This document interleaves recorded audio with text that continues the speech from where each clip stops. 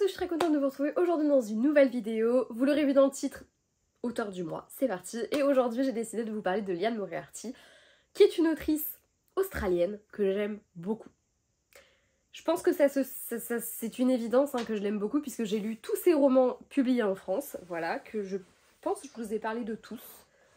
Je pense, parce que je pense que j'ai dû commencer à les lire, j'avais déjà à minima un blog, que je les ai tous surtout, voilà, j'ai tous les Liane Moriarty, et c'est très rare que j'ai tous les livres d'un auteur, même si j'aime ces auteurs. Là par exemple pour Marie Vareille et Morgane Moncomble, je n'ai pas tous leurs romans, je dois en avoir deux de Marie Vareille et un de Moncomble, parce que je me suis séparée de l'un d'eux il y a pas longtemps, parce que je le relirais pas, il y en a un je tenais à le garder, mais les autres, je pense pas que je les relirai, donc je les ai pas gardés. On s'en fout, c'est pas très important. Alors que Liane Moriarty, je les ai tous gardés, je les garderai à vie. Parce que je ne sais pas pourquoi, mais c'est une autrice que j'aime beaucoup. C'est pour ça que j'avais envie de faire cette vidéo sur elle. Déjà parce que j'ai envie de rester un petit peu sur les autrices avant de passer à des auteurs. Parce que ne vous inquiétez pas, Victor Dixon, je te vois, j'arrive, je vais venir parler de toi. Mais je pense qu'il va y avoir beaucoup de choses à dire. Alors que sur Liane Moriarty, on va être sur une petite vidéo chillounette. Si elle dure un quart d'heure, ce sera déjà très bien.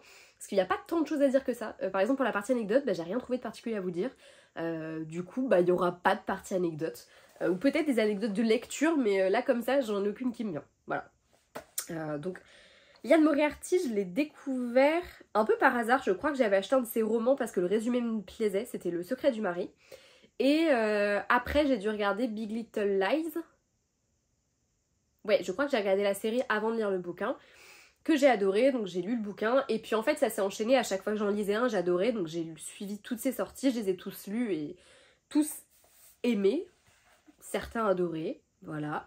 Mais avant de vous parler de ces romans, parlons un petit peu de Liane Moriarty de manière générale.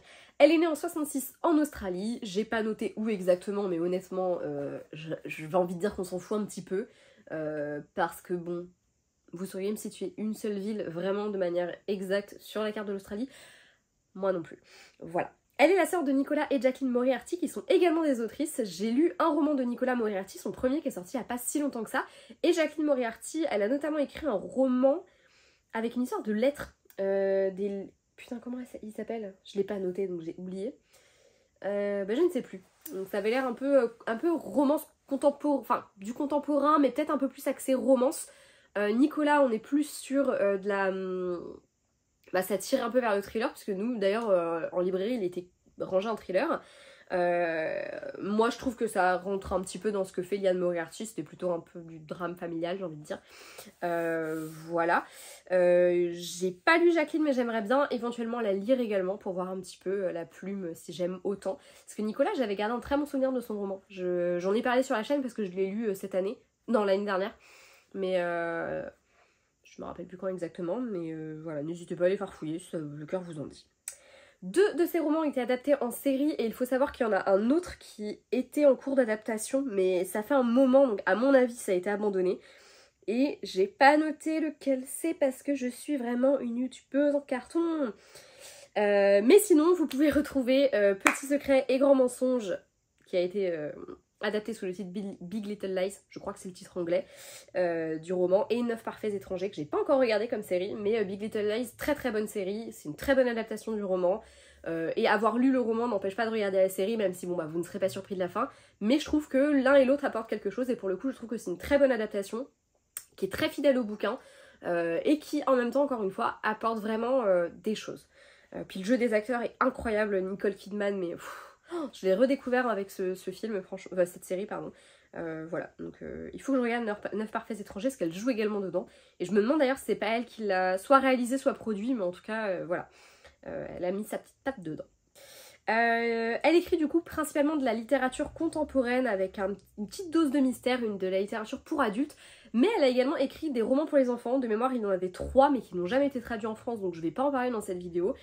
D'ailleurs, je vais aborder ces romans dans 3, 2, 1 genre maintenant, mais je vous parlerai quand je parle des dates de sortie, je vous parlerai des dates de sortie, pardon, waouh j'ai bug de ouf, des dates de sortie françaises, tout simplement parce qu'il y a certains de ces livres qui dormaient dans des tiroirs depuis très longtemps et qui ne sont édités en France que maintenant en fait, enfin que récemment. Par exemple le Trois vœux, chez nous il est sorti en 2021 et c'est son premier roman, le premier roman qu'elle a écrit pendant ses études de mémoire, donc voilà, je vais vraiment parler en termes de date de sortie française et pas forcément date de sortie officielle ou date d'écriture officielle. Voilà. Et pareil, du coup, ceux qui ne sont pas traduits, qui ne sont pas sortis chez nous, je n'en ai pas parlé non plus dans cette vidéo. Mais n'hésitez pas à aller voir si ça vous intéresse d'en savoir un peu plus et de voir. Parce que par exemple, ouais, Trois Vœux, c'est le 1, 2, 3, 4, 5. C'est le 6e de ses romans publiés en France, alors que c'est le premier qu'elle a écrit. Et je trouve que ça remet un peu en question tout ce que tu vois de l'autrice. Parce que pour le coup, mes coups de cœur, c'est Petit secret, grand mensonge, qui est sorti en 2016, et Le secret du mari, qui est également sorti chez nous en 2016, qui ne sont pas ses premiers romans du coup. Et qui pour moi pourtant sont les premiers que j'ai lus, et sont les premiers qui sont édités chez nous, et du coup ça donne un peu l'impression que ses premiers romans étaient mieux que les derniers. C'est pas vrai au final, voilà. C'est pas fiable. Donc, reprenons un petit peu ces romans. Donc comme je vous disais, les premiers romans sortis en France, je ne sais pas lequel est sorti en premier, sont Petit secret, grand mensonge et Le secret du mari. Moi, c'est mes deux coups de cœur, je les ai adorés l'un comme l'autre. Petit secret, grand mensonge, je l'ai beaucoup aimé, mais comme je vous l'ai dit, je l'ai vu après la série, donc forcément c'était un peu particulier. C'était avec l'histoire de cette femme qui débarque dans une communauté, j'ai pas envie de dire fermée, mais autour de l'école de son fils en fait, et qui est quand même... déjà, ils ont du pognon là-dedans. Enfin, en tout cas, dans la série, c'est flagrant, parce qu'ils ont des baraques, frère. Waouh! Tu t'aimerais bien les mêmes maisons. Et on va suivre un petit peu tout ça, sachant qu'on apprend qu'à la fête de l'école, il y a eu un drame, qu'il y a quelqu'un qui est potentiellement mort ou blessé. Je sais plus ce qu'on en sait exactement. D'ailleurs, je ne sais même plus s'il est mort ou s'il est blessé, ce personnage. Bref, un personnage, il est arrivé quelque chose à un personnage, et on va suivre l'enquête de police, et en même temps, on va remonter dans le temps pour comprendre ce qui s'est passé. Voilà. Le secret du mari, de son côté, c'est le premier livre que j'ai vu en librairie qui m'a donné envie, j'ai lu le résumé, j'ai kiffé, avec une femme qui découvrait une lettre dans les affaires de son mari qui allait remettre en question beaucoup de choses. Voilà. Je n'en dis pas plus non plus parce que pour moi, c'est le parfait moyen de se lancer dedans. Et ça vous montre un petit peu aussi les résumés avec la petite dose de mystère, tout ça. Et franchement, des gros bangers, j'ai adoré ces deux romans. En 2018 est sorti Un peu, beaucoup, à la folie. Ah, ça c'est le truc de voisinage. Ouais, le temps que ça remonte au cerveau. Ça se passe dans ces deux couples d'amis qui étaient très très proches. Et puis finalement, il s'est passé un truc, on sait pas trop quoi, mais ils sont un peu éloignés. Je crois que c'est un truc comme ça, de mémoire. Très intéressant aussi, il était plutôt sympa. J'avais trouvé qu'on retrouvait un petit peu ce qu'on avait dans les précédents. Et en même temps, c'était pas mon préféré, j'avais été moins bluffée par les événements. On va dire que les deux précédents, tu te dis, ok d'accord, waouh, ok, petite claque dans la tronche. Là, c'est une claquounette. Voilà, une claquounette. En 2019, sort À la recherche d'Alice Love avec une femme qui, en fait, va oublier. Je crois qu'elle fait une chute ou un truc comme ça. Et elle se rappelle plus des 20 dernières années de sa vie. Elle se rend compte qu'en fait, elle est sur le point de divorcer, soit elle a divorcé. Alors que elle est persuadée d'être encore avec l'homme de sa vie. Enfin, celui avec qui... de qui elle est enceinte d'ailleurs. Elle se rappelle être enceinte et en fait pas du tout. Il y a 10 ans de passé. Enfin, c'est assez sympa. J'avais vraiment aimé. Et pourtant, je l'avais trouvé un peu longué, mais j'avais trouvé ça plutôt cool. En 2020 sort 9 parfaits étrangers, et c'est un truc avec une espèce de thérapie un peu chelou. Je sais plus exactement pourquoi c'est, mais c'est un truc pour se déconnecter. Ils sont je sais pas combien là-dedans, et ça va se barrer un peu en cacahuète. Voilà.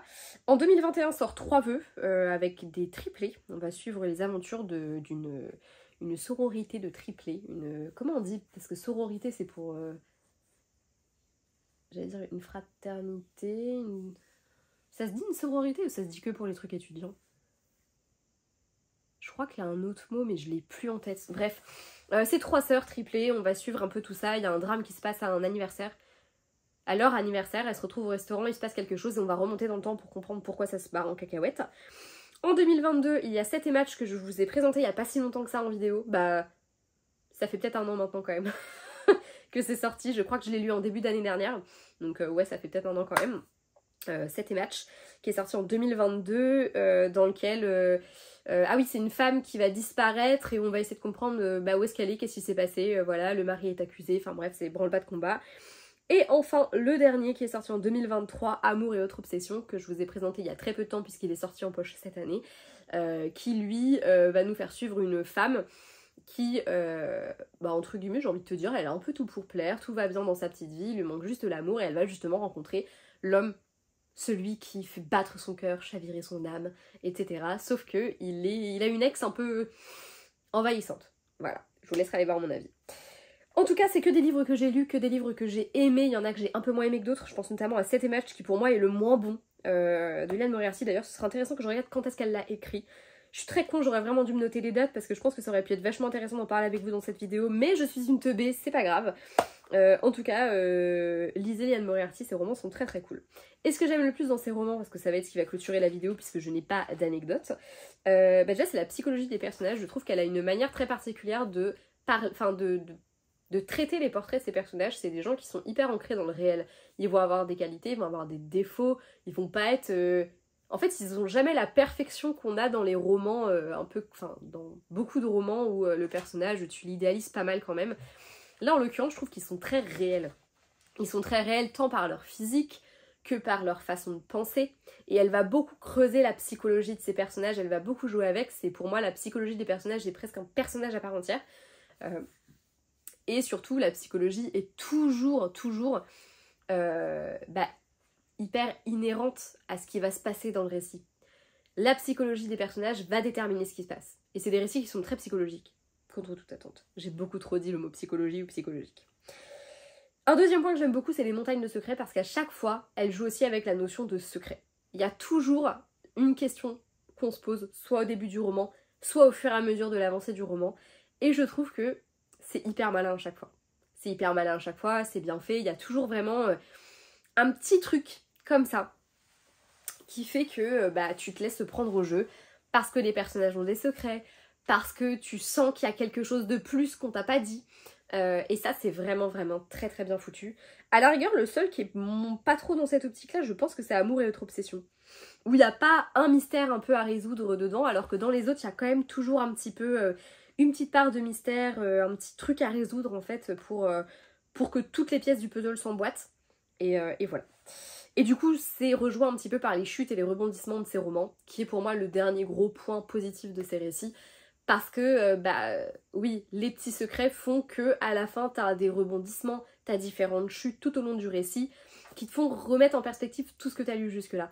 Les Liane Moriarty, moi je les lis toujours comme ça, avec l'impression qu'en fait, à la fin, tu crées des petits bouts de puzzle, et à la fin, t'assembles le tout. Et c'est vraiment comme ça que je vois chaque rebondissement, chaque chute, qui va te permettre à la fin de construire un tout, et j'aime vraiment beaucoup cette sensation. C'est pour ça que j'aime autant les thrillers d'ailleurs, c'est parce que j'aime beaucoup le côté... t'as tout un puzzle qui se met en place, à la fin, hop, tu réunis tout, et tac, t'as tout dans son ensemble, et là tu comprends vraiment tout ce que t'as lu, et ça c'est top, voilà. Et écoutez, c'est tout pour l'auteur du mois, j'espère que Liane Moriarty vous aura plu, je vous invite vraiment à découvrir ses romans, c'est pas déjà fait, franchement, avec tout ce que je vous ai dit là, vous n'avez pas le choix, vous avez bien vu que c'était génial. Je les ai résumés un peu comme de la merde, j'ai préparé cette vidéo très rapidement, parce que j'avais très envie de vous la faire, mais je savais pas trop quoi vous dire sur Liane Moriarty, à part qu'elle est vraiment très cool. J'aimais beaucoup l'anecdote aussi de ses sœurs qui sont aussi autrices, du fait que plusieurs de ses livres ont été adaptés. D'ailleurs, n'hésitez pas, même si vous n'avez pas lu ces romans, à me dire ce que vous avez pensé des séries si vous les avez vues, hein, parce qu'on peut aussi échanger autour des séries, c'est pas du tout un problème, sachant... il y en a une que je n'ai pas vue, mais Big Little Lies est une très bonne adaptation, donc ce sera à peu près équivalent à votre avis sur le livre. Voilà. Bref, j'espère que cette vidéo vous aura plu, je vous fais de gros bisous et à bientôt, ciao.